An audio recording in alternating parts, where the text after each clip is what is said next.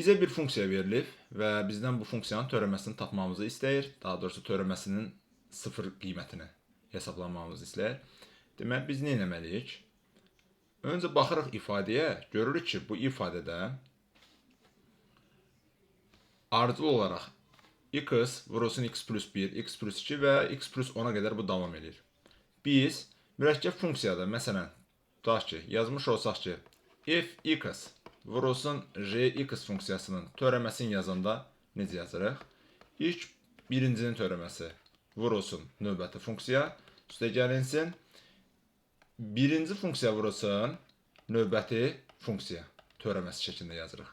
Onda burada da bunların hər birinə mürəkkəb funksiya kimi baxıb, hər birinin ayrı-ayrı da f(x), j(x) və digər ardıcıl olaraq funksiyalar kimi baxsaq, onda biz bunu bu şəkildə yazmamız lazımdır. f(x) bərabər olmuş olur. Öncə birincinin törəməsi bizə nə verir? 1 və yerdə qalır x plus 1, x plus 2 vurulsun, davam edir x plus 10'a qədər. Üstə gəlinsin. İkincinin törəməsi vurulsun digərləri, x vurulsun. İkinci funksiya x plus 1 olduğu üçün bunun törəməsi 1 verir bizə. Vurulsun 1. Vurulsun x plus 2. Üstə gəlinsin.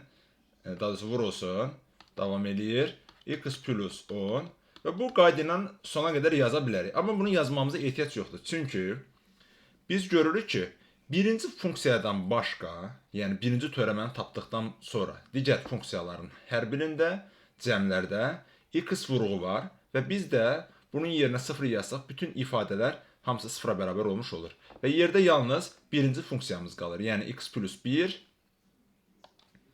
x plus 1, x plus 2 vurulsun nöqtə davam edir və x plus 10 funksiyamız qalır. Və burada da x-in yerinə 0 qoysaq, f0 bərabər olmuş olur.